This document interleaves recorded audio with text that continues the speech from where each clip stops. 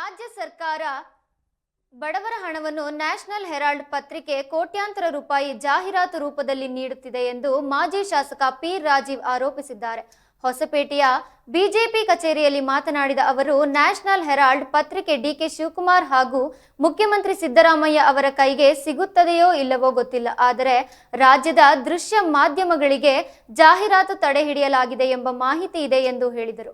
ರಾಜ್ಯ ಸರ್ಕಾರದ ವಿರುದ್ಧ ಸುದ್ದಿ ಪ್ರಸಾರ ಮಾಡುವ ಟಿವಿ ಚಾನೆಲ್ಗಳಿಗೆ ಜಾಹೀರಾತು ಕಟ್ ಮಾಡಲಾಗುತ್ತಿದೆ. ಪ್ರಶ್ನೆ ಮಾಡದೆ ಸುದ್ದಿ ಮಾಡಿದರೆ ಅದು ಪ್ರಜಾಪ್ರಭುತ್ವ, ಆದರೆ ಪ್ರಶ್ನಿಸಿದರೆ ಪತ್ರಿಕಾ ಧರ್ಮವನ್ನು ಮುಚ್ಚಿ ಹಾಕುವ ಪ್ರಯತ್ನ ನಡೆಯುತ್ತಿದೆ ಎಂದು ಅವರು ಟೀಕಿಸಿದರು. ಇದು ಕಾಂಗ್ರೆಸ್ ಪಕ್ಷದ ಧೋರಣೆ ಎಂದು ಆರೋಪಿಸಿ ಪಿ ರಾಜೀವ್ ಈ ರಾಜ್ಯದಲ್ಲಿ ದರಿದ್ರ ಸರ್ಕಾರ ಇದೆ ಎಂದು ಕಿಡಿಕಾರಿದರು. ಅಬಕಾರಿ ಇಲಾಖೆಯಲ್ಲಿ ನಡೆದಿರುವ ಭ್ರಷ್ಟಾಚಾರವನ್ನು ಗಮನಿಸಿದರೆ ಸಚಿವ ತಿಮ್ಮಾಪುರ ಒಂದು ಕ್ಷಣವೂ ಮುಂದುವರಿಯಬಾರದು. ಆದರೂ ರಾಜ್ಯ ಸರ್ಕಾರ ಅವರನ್ನು ಮುಂದುವರೆಸಿದೆ. ಅಬಕಾರಿ ಸಚಿವರ ರಾಜೀನಾಮೆ ಕೇಳುವ ನೈತಿಕತೆಯನ್ನು ಮುಖ್ಯಮಂತ್ರಿ ಸಿದ್ದರಾಮಯ್ಯ ಕಳೆದುಕೊಂಡಿದ್ದಾರೆ ಎಂದು ಆರೋಪಿಸಿದರು. ಬಡ ಜನರ ದುಡ್ಡು ಎಸ್ಸಿಪಿ ಟಿಎಸ್ಪಿ ಹಣವನ್ನು ಬೇರೆ ಉದ್ದೇಶಗಳಿಗೆ ಬಳಸಲಾಗುತ್ತಿದೆ. ಶಾಸಕರ ವಿರುದ್ಧ ವಿದೇಶಿ ಪ್ರವಾಸಕ್ಕೂ ಬಡವರ ಹಣ ಬಳಸಲಾಗುತ್ತಿದೆ ಎಂದು ಅವರು ಆರೋಪಿಸಿದರು. ಒಟ್ಟಾರೆ ರಾಜ್ಯ ಸರ್ಕಾರದ ವಿರುದ್ಧ ಮಾಜಿ ಶಾಸಕ ಪಿ ರಾಜೀವ್ ತೀವ್ರ ವಾಗ್ದಾಳಿ ನಡೆಸಿದ್ದಾರೆ. ಇವರಿಗೆ ಸರ್ಕಾರಿ ವಾಹನಗಳು, ಸರ್ಕಾರಿ ಸೌಲಭ್ಯಗಳು, ಪ್ರೋಟೋಕಾಲ್ ಬಳಕೆ ಆಗ್ತಾ ಇರೋದು ಏನಕ್ಕೆ ಅಂದರೆ ಅಭಿವೃದ್ಧಿ ಕೆಲಸಕ್ಕಲ್ಲ, ಜನಸಾಮಾನ್ಯರಿಗೆ ಕಲ್ಯಾಣ ಕಾರ್ಯಕ್ರಮಗಳಿಗೆ ಅಲ್ಲ, ಕೇವಲ ಕುರ್ಚಿ ಉಳಿಸ್ಕೊಳ್ಳೋದಕ್ಕೆ ಆಗಿದೆ. ಈ ಸರ್ಕಾರ ಜನರ ತೆರಿಗೆಯ ಹಣವನ್ನು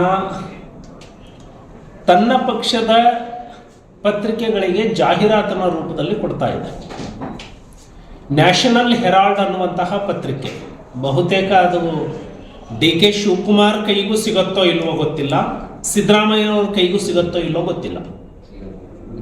ಆ ನ್ಯಾಷನಲ್ ಹೆರಾಲ್ಡ್ಗೆ ಕೋಟಿಗಟ್ಟಲೆ ಅಡ್ವರ್ಟೈಸು ಕನ್ನಡಿಗರ ತೆರಿಗೆ ಹಣವನ್ನು ಕೊಡ್ತಾ ಇದ್ದಾರೆ. ನಾನು ನಿಮಗೆ ಕೇಳ್ತೀನಿ, ನಿಮ್ಮ ಮಾಧ್ಯಮಗಳಿಗೆ, ಎಲೆಕ್ಟ್ರಾನಿಕ್ ಮಾಧ್ಯಮಗಳಿಗೆ ಜಾಹೀರಾತನ್ನು ಕೊಡೋದನ್ನು ಈ ಸರ್ಕಾರ ಬಹಿಷ್ಕಾರ ಮಾಡಿದೆ. ಯಾಕೆ?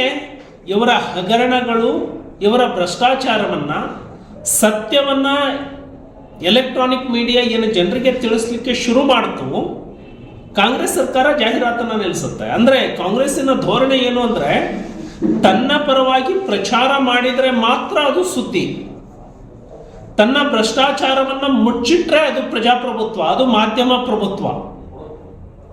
ಇದರ ವಿರುದ್ಧವಾಗಿ ಎಲೆಕ್ಟ್ರಾನಿಕ್ ಮೀಡಿಯಾದವರು ಸರ್ಕಾರದ ಭ್ರಷ್ಟಾಚಾರವನ್ನು ಮತ್ತೆ ಕುಸಿದು ಬಿದ್ದಿರುವಂತಹ ಆಡಳಿತ ಯಂತ್ರವನ್ನು ಜನತೆಗೆ ತೋರಿಸಿದ್ರ ಕಾರಣ ನನಗೆ ಬಂದಿರುವ ಮಾಹಿತಿ ಎಲೆಕ್ಟ್ರಾನಿಕ್ ಮೀಡಿಯಾಗಳಿಗೆ ಅಡ್ವರ್ಟೈಸ್ ಕೊಡ್ತಾ ಇಲ್ಲ ಅಂತ. ಸೊ ಈ ಸರ್ಕಾರ ಯಾವ ಮಟ್ಟಕ್ಕೆ ತನ್ನ ನೈತಿಕತೆಯನ್ನು ಕಳ್ಕೊಂಡಿದೆ ಅಂದರೆ, ಯಾರು ಆ ಪತ್ರಿಕೆಯನ್ನೇ ನೋಡಿಲ್ವೋ, ಅದು ಕಾಂಗ್ರೆಸ್ಸಿನ ಪತ್ರಿಕೆ ನ್ಯಾಷನಲ್ ಹೆರಾಲ್ಡ್ಗೆ ಕೋಟಿಗಟ್ಟಲೆ ಹೋಗುತ್ತೆ. ದೃಶ್ಯ ಮಾಧ್ಯಮಗಳು ಈ ಸರ್ಕಾರದ ಭ್ರಷ್ಟಾಚಾರವನ್ನು ತೋರಿಸ್ತಾ ಇದ್ದಾವೆ ಅನ್ನೋ ಒಂದೇ ಒಂದು ಕಾರಣಕ್ಕಾಗಿ ಅಡ್ವರ್ಟೈಸನ್ನು ಕೊಡ್ತಾ ಇಲ್ಲ. ಅಂದರೆ ಈ ಸರ್ಕಾರ ಮಾಧ್ಯಮವನ್ನು ಕೂಡ ತನ್ನ ಸ್ವಾರ್ಥಕ್ಕೆ ಬಳಸ್ಕೊಳ್ಳುತ್ತೆ ಅನ್ನೋದಕ್ಕೆ ಇದಕ್ಕಿಂತ ಬೇರೆ ಉದಾಹರಣೆ ಯಾವುದೂ ಇಲ್ಲ. ಬಹಳ ಪ್ರಜ್ಞಾಪೂರ್ವಕವಾಗಿ ಪದವನ್ನು ಬಳಸ್ತಾ ಇದ್ದಾನೆ, ದರಿದ್ರ ಸರ್ಕಾರ. ಎಷ್ಟು ಬೇಗ ಈ ಸರ್ಕಾರ ತೊಲಗತ್ತೆ, ಈ ರಾಜ್ಯದ ಜನರಿಗೆ, ಯುವಕರಿಗೆ ಒಳ್ಳೆಯದಾಗತ್ತೆ ಅಂತ ನಾನು ಭಾವಿಸ್ತೇನೆ. ಕುರ್ಚಿಯನ್ನು ಉಳಿಸ್ಕೊಳ್ಳಿಕ್ಕೆ ಕುದುರೆ ವ್ಯಾಪಾರ